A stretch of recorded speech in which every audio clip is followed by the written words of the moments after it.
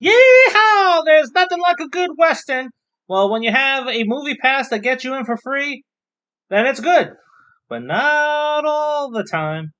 Sometimes you debate whether you should tough it out and not try to stab your eyes out with a straw from your cup. Other times, a movie that you wouldn't have seen without the pass makes you feel guilty for not giving it your full $10+ for the ticket. Can you guess which one this is? Welcome back to another episode of the Popcorn Confessional, and this is Dave from Nerdbox, and I am accompanied by my wife Jenn, also from Nerdbox. And on this episode, we are talking about The Harder They Fall. So fire up that Jiffy Pop and meet us in the booth.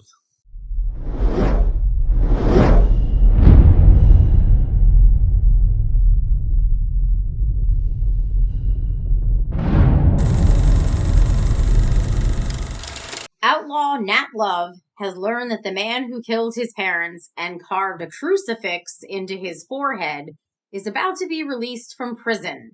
And since it is the Old West, what is the next logical step? Seek revenge. Only the local marshal is onto him and seeks to arrest him for his own crimes.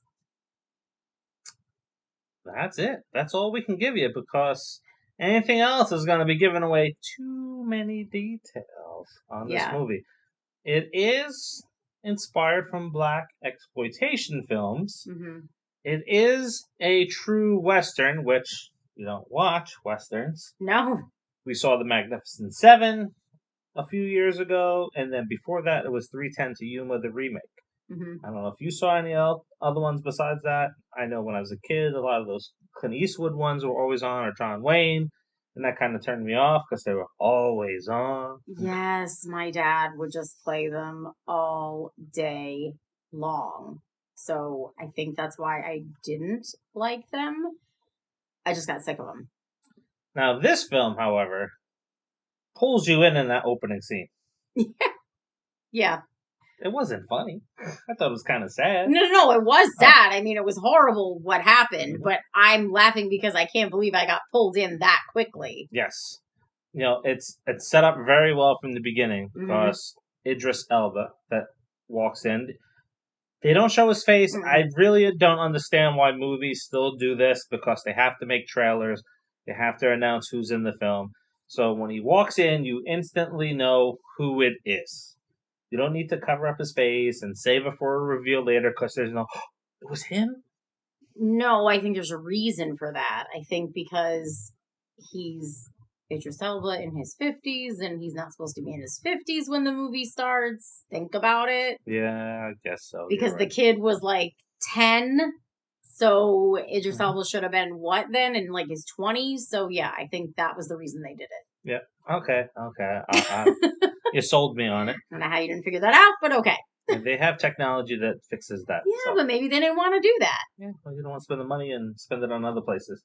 This movie also features an all-star-studded cast. Wow, the cast is just, yeah. There's so many names in this film that trying to name them all is just crazy. Yeah. You know, there's Zazie Beetz, Regina King, Jonathan Majors, Lakeith Stanfield. Yeah, just those names alone, I am pretty much guaranteed to go see one of their films, because they always do great jobs in their films. Damon Wayans Jr. was in it too. Yeah, and so was Delroy Lindo.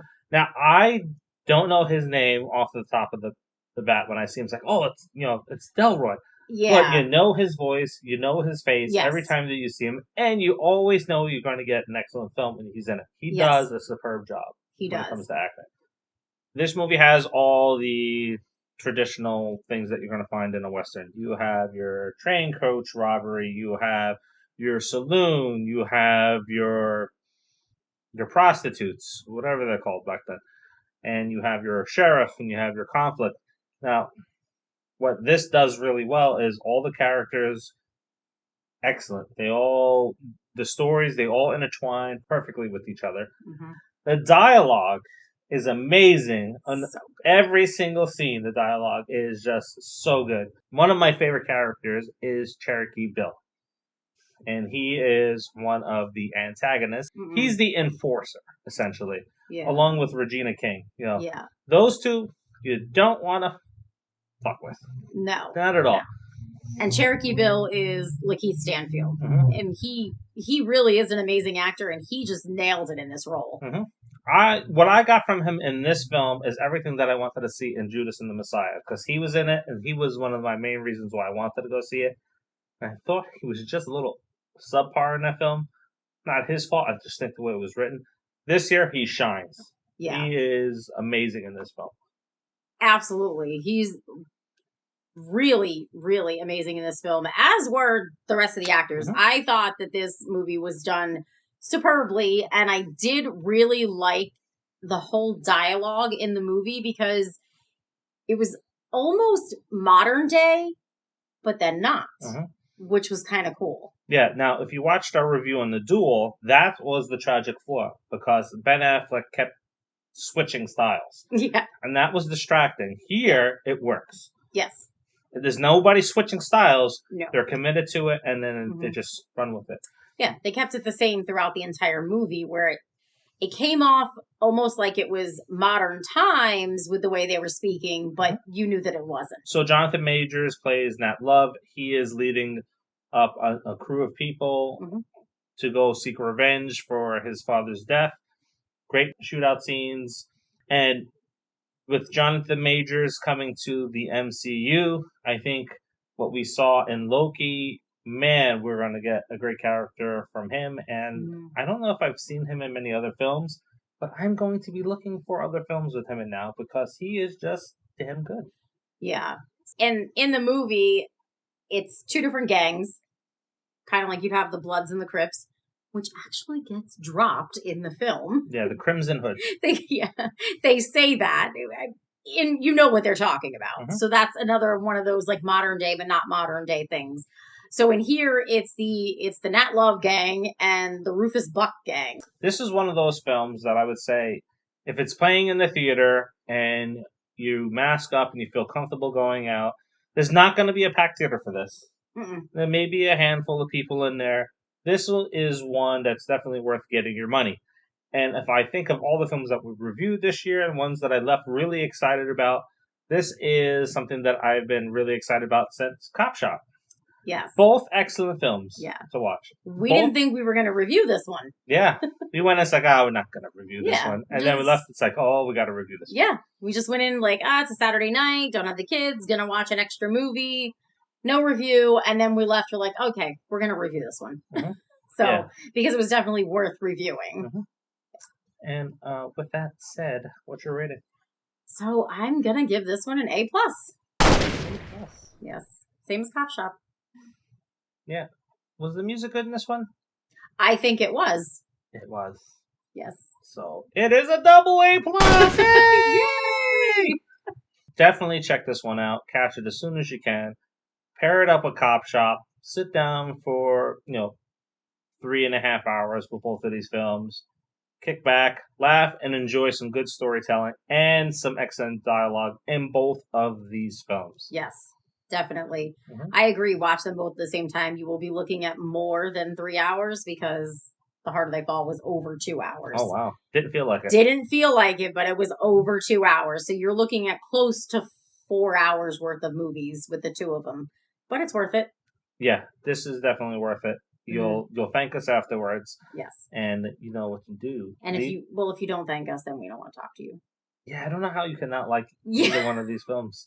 Great cast in both. Yes. Great dialogue in both films. Definitely. Great stories, sub-stories, good action. They were like the best action movies for the year. Absolutely. And I know everybody in the beginning was like, oh, nobody. If I would have seen Nobody after these two films, Nobody would have gotten a lower rating. Yeah, definitely. I think people were just excited. For an action film again. Yeah, which is why everyone ran out to see Nobody when they could because they were just really excited to get out and to see an action film. Yeah. So I think that's why. Yeah, definitely. Anyway. Like, subscribe, turn on the notifications, and share. Definitely share the review. And by you sharing the reviews and subscribing to the channel, you're not only helping us out, but on our other channels, what we try to do is help out people in the independent film scene. So please like, subscribe, and share. And we'll probably have an announcement coming soon as we come up to our 100th review. So until the next, see ya. See ya.